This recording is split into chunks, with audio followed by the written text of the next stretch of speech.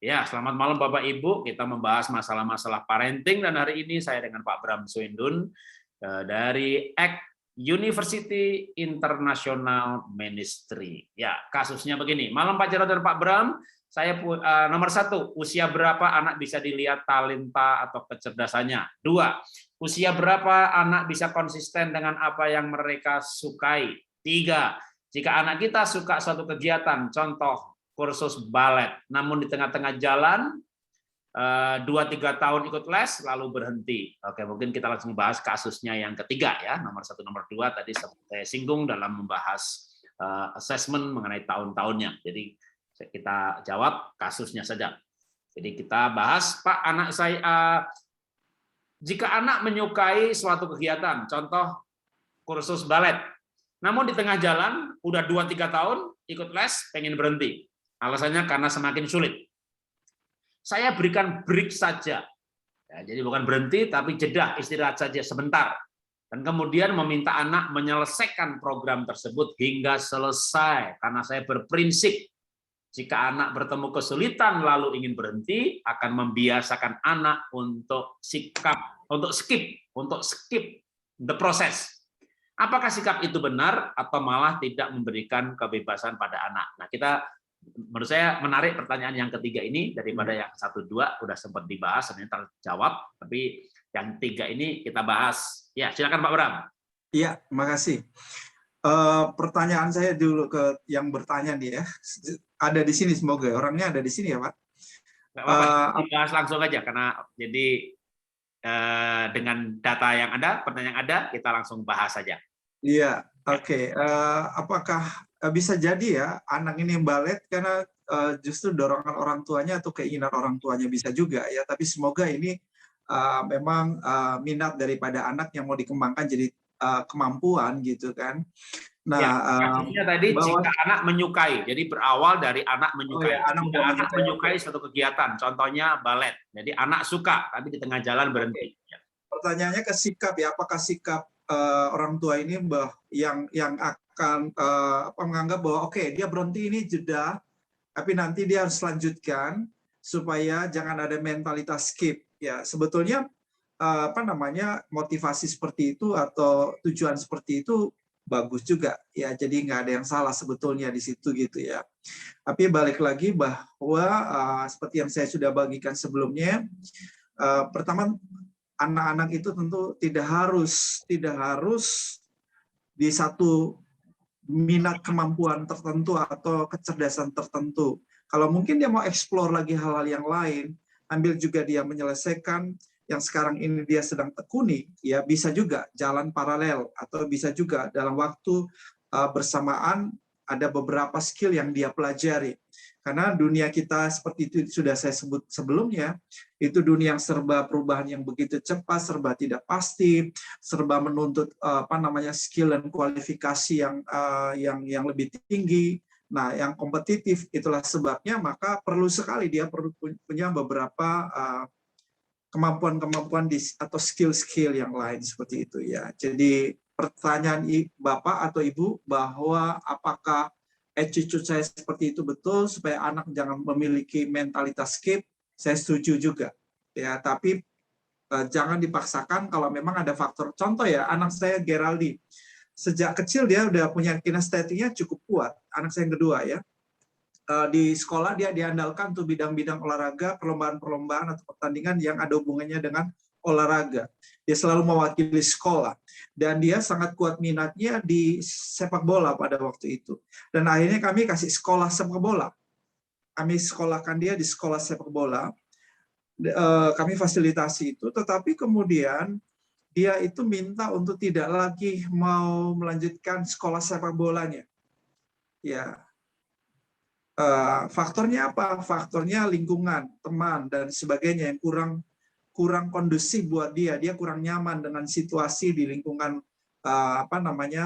lingkungan pertemanannya di sekolah sepak bola, sehingga dia memutuskan untuk tidak mau lagi lanjutkan sekolah sepak bolanya.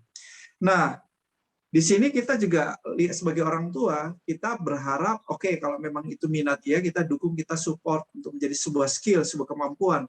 Tapi ternyata dia juga karena faktor tertentu yang membuat dia menarik diri dari situ, dan dia sudah tidak lagi mengembangkan minatnya di bidang sepak bola sebagai sebuah skill.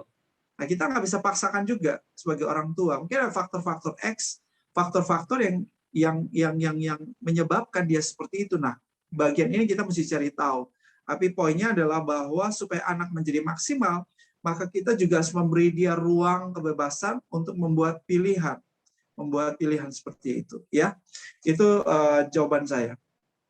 Oke, terima kasih Pak Bram ya. Kalau dari saya setuju Pak ya, anak harus dilatih untuk tidak skip ketika menghadapi kesulitan. Toh ini juga sebuah berawal ya, yang saya tangkap dari pertanyaan adalah anak suka ya, tapi ketika sulit mau mulai berubah. Nah, saya contohnya gini, anak saya tiga-tiganya les piano. Yang betul-betul punya musical intelligence untuk level tertentu ya sampai selesai ya 2 tahun selesai. Tapi adiknya sampai 6 tahun gitu ya. Tapi memang waktu dia udah ampun-ampun gitu ya betul kita kasih jeda break. Tapi waktu break itu dia sempat udah mau mundur, kita sempat bilang ya kalau kamu mundur ya nggak apa-apa sih, tapi nah, kita kasih tambahan tapi. Apa enggak sayang, kamu udah tanggung gitu ya, kita dorong lagi, akhirnya dia mulai lagi, nanti moodnya hilang lagi, berhenti lagi. Jadi untuk level yang sama, yang lain 2 tahun, itu anak 6 tahun.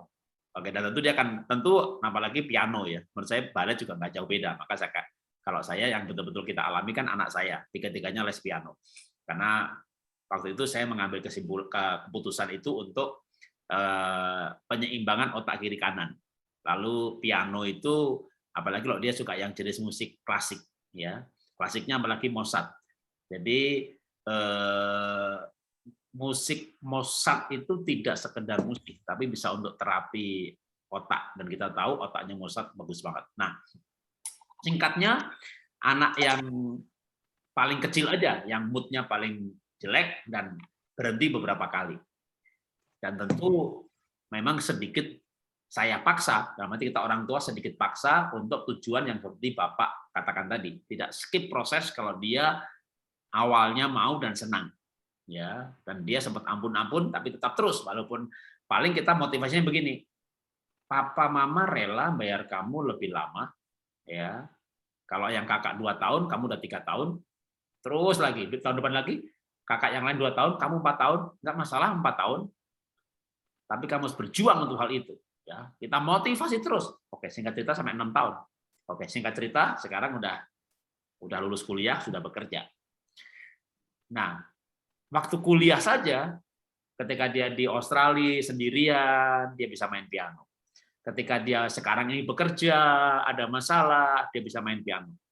Jadi kadang anak itu bisa bersyukur belakangan.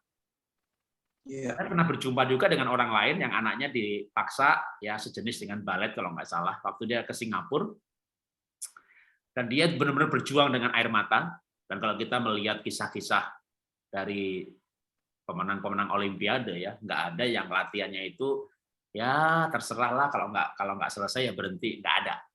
Semua para juara yang levelnya tuh jangankan Olimpiade dunia, nasional aja mereka lembah air mata gitu ya, pendisiplinannya luar biasa. Nah, nggak sampai yang selevel itu, tapi saya berjumpa banyak sekali waktu pelayanan ke Singapura, berjumpa dengan orang-orang Indonesia ada di sana, terutama yang malah para mahasiswanya.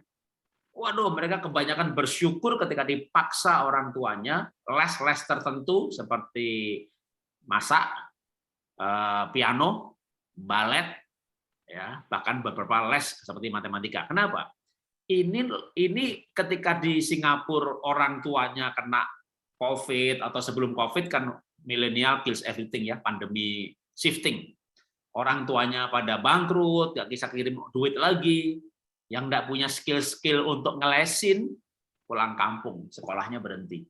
Tapi ngelesin balet, ngelesin piano, aduh, itu income-nya mantap sekali. Kalau di luar negeri yang namanya les-les seperti itu, gitu ya, dan mereka bersyukur Dulunya lembah air mata, nangis-nangis ampun-ampun sama orang tuanya. Tapi ada satu saat mereka bersyukur. Nah, anak saya nggak sampai ngelesin. Itu aja bersyukur. Kenapa? Sekarang bisa untuk kayak daripada ngamuk, marah, bete, bad mood, gitu ya, main piano. Main piano. Jadi kalau saya melihat hal ini ya, saya masih setuju bahwa memang milenial itu nggak suka dipaksa, nggak suka dikit. Tapi sekali lagi, kadang-kadang anak hanya mau yang enak, tapi orang tua tahu mana yang baik. Nah, yang penting saat memotivasi ulang untuk break itu ya kalimatnya bukan kalimat penghakiman. Jadi kalau selama itu dan berhasil nanti anak mau lagi gitu. Itu berarti anak akhirnya mau menyetujui proses itu. Jadi saya setuju secara prinsip itu kalau nanti akhirnya anak itu benar-benar selesai gitu ya, walaupun ada break, dia melewati proses itu. Daripada yang ya nggak suka dikit skip, nggak suka dikit skip, nggak suka sedikit ganti jurusan, itu namanya unfinished behavior karena kedewasaan psikologis yang tidak dicapai. Nah, kalau segala sesuatu nggak selesai, nanti pacaran nggak selesai, menikah nggak selesai, kerja nggak selesai, proyek nggak selesai, itu akan terbawa terus benar-benar memang sampai menjadi unfinished behavior yang segala sesuatu nggak selesai. Setuju.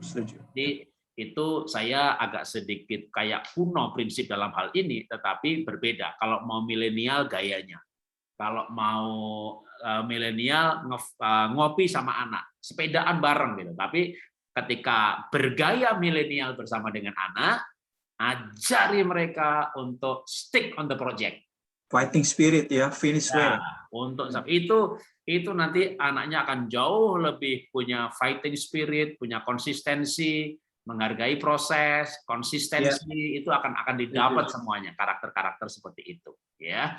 Oke, terima kasih untuk semua partisipasinya. Tuhan memberkati.